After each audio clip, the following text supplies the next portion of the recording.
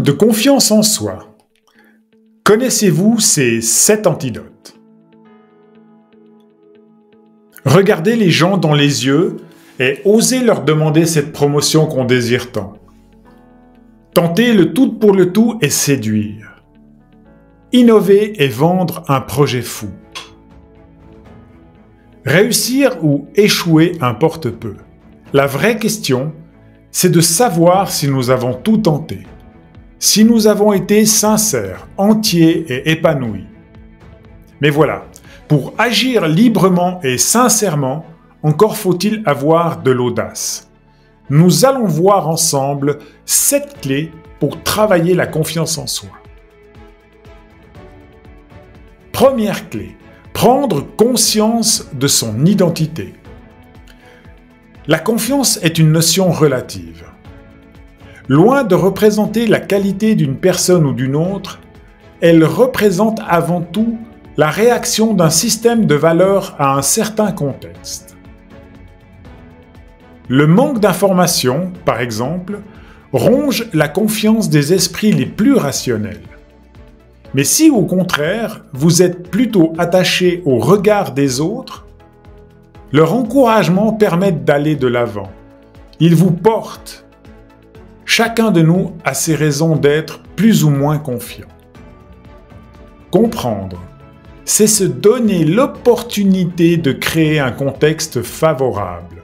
S'écouter et connaître ces situations qui activent ou freinent notre confiance constitue donc la première étape vers un comportement plus audacieux. Quelle situation vous fait douter de vous? Quel contexte peut vous redonner confiance?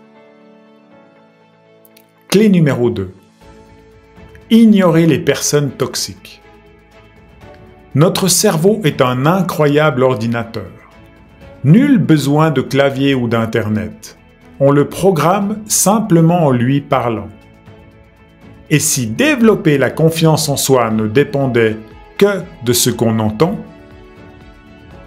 répétez à votre cerveau que vous ne pouvez pas décrocher ce diplôme. Et il fera tout son possible pour échouer aux examens.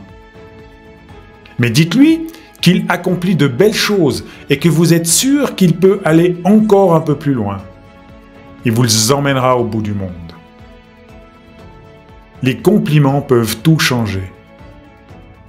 On comprend pourquoi les grandes équipes sportives investissent autant dans leur club de supporters ou pourquoi elles deviennent plus combatives à domicile. Les menteurs nous transmettent de l'énergie, proposent des solutions et nous mettent en confiance. Identifiez-les et multipliez les contacts avec eux. En revanche, il peut s'avérer utile de relativiser le discours de ceux qui remettent tout en cause sans jamais proposer de solutions constructives. Clé numéro 3. Reconnaître ses talents. Le talent, c'est se rendre invisible. Cette aptitude particulière rend l'action tellement naturelle qu'on en oublie justement qu'il faut du talent pour y parvenir.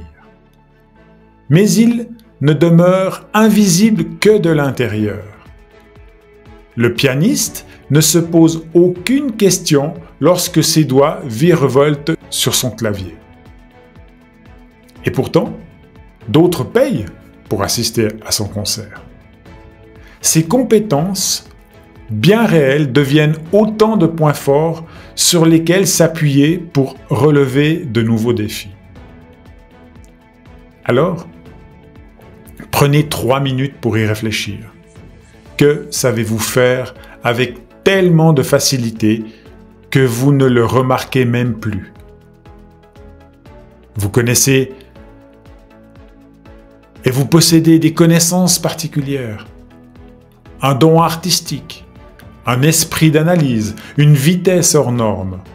Peut-être savez-vous justement mettre en valeur le talent des autres. Mais n'oubliez pas, le talent ne se cache jamais très loin. Votre clé numéro 4. Adoptez des postures fortes. Une expression faciale, une façon déterminée de marcher, ou à l'inverse, un regard fuyant. En regardant cette personne marcher dans la rue, on devine assez rapidement son état d'esprit. La gestuelle envoie un signal autour d'elle. Mais si le mental influence l'attitude corporelle, l'inverse fonctionne aussi. Essayons ensemble. Écartez légèrement les pieds. Posez les mains sur la table et levez-vous, en inspirant profondément. Levez le menton et reculez vos épaules. Comment vous sentez-vous? Le corps regorge de réflexes. Adoptez une posture confiante et il réduit automatiquement son taux de cortisol, l'hormone du stress, et en même temps, il sécrète la testostérone, l'hormone de la combativité. Réalisez l'exercice chaque matin et faites-le plein d'audace. Voilà une façon simple de reprendre confiance en soi et de bien débuter la journée. La clé numéro 5. Focalisez sur ses objectifs. Un excès de timidité, la peur d'hésiter, ne pas trouver les mots et se faire manipuler sont autant de situations redoutées, en particulier lorsqu'on tente quelque chose pour la première fois. Ces situations se déclenchent dès lors qu'on accorde plus d'attention à notre image qu'à nos objectifs. Définissez des objectifs clairs, des étapes intermédiaires et concentrez-vous dessus, avec un but clair. La question de la confiance ne se pose plus, on avance. Parfois on se trompe, c'est vrai. Mais l'heure de l'action et l'heure des décisions ne sont deux moments différents. Mais ce n'est pas tout. Vous souvenez-vous de l'ordinateur dans votre tête? Envoyez-lui l'image de votre but et il commence à chercher le meilleur chemin. Il détecte automatiquement tout ce qui peut vous aider à avancer. Tout devient plus facile. Pour être sûr que votre objectif est clair, écrivez-le sur un papier. Mieux, tenez un journal dans lequel vous notez vos décisions. L'écriture ralentit la pensée et grave plus profondément les suggestions dans la mémoire. Clé numéro 6. Célébrez les victoires. La motivation crée la confiance. Avec l'énergie, un obstacle devient une occasion de se surpasser. À quoi ressemblerait une vie sans difficulté, sans opportunité de s'améliorer? Sans challenge à relever et sans échec. Ne dit-on pas qu'à vaincre sans péril, on triomphe sans gloire? Oui, mais voilà. Parfois, la motivation s'éclipse à la première défaite. On oublie très vite les victoires passées. On perd confiance. Mais pourquoi la réussite serait-elle normale et les échecs inadmissibles? Les victoires mémorables nous protègent contre le manque de confiance. Pour maximiser leur impact, commencez par vous féliciter pour les résultats obtenus.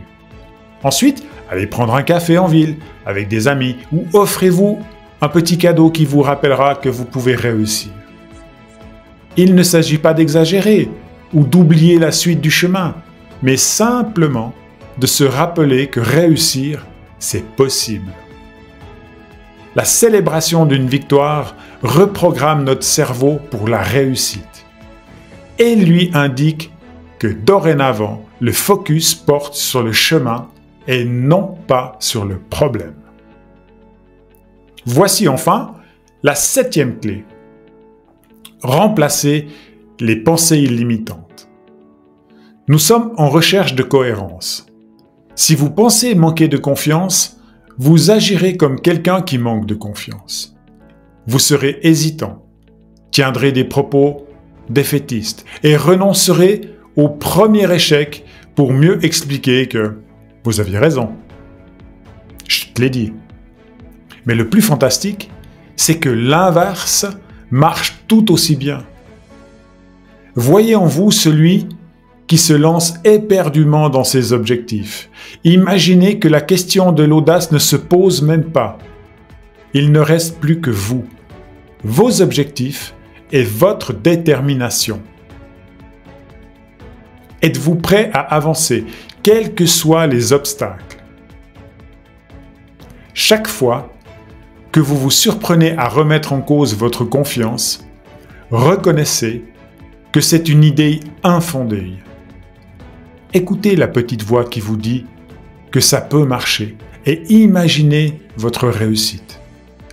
Le fameux « faire comme si ». Que se passera-t-il alors? Vous aurez retrouvé confiance en vous. Qu'est-ce que ça représente pour vous d'avoir de l'audace? Alors oui, vous obtiendrez cette promotion. Vous êtes capable de vendre votre idée à un prix d'or.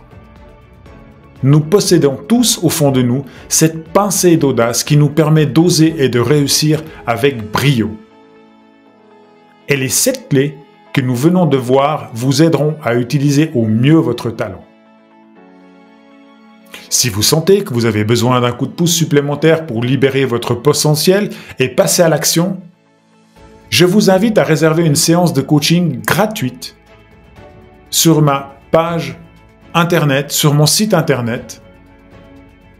Inscrivez-vous et nous irons ensemble vers cette confiance, cette certitude qui fait de nous ce que nous sommes ou ce que nous serons. Nous ferons le point sur les difficultés que vous rencontrez et nous actionnerons les leviers les plus adaptés à votre situation. Je vous souhaite le meilleur. Votre coach et ami, Joe.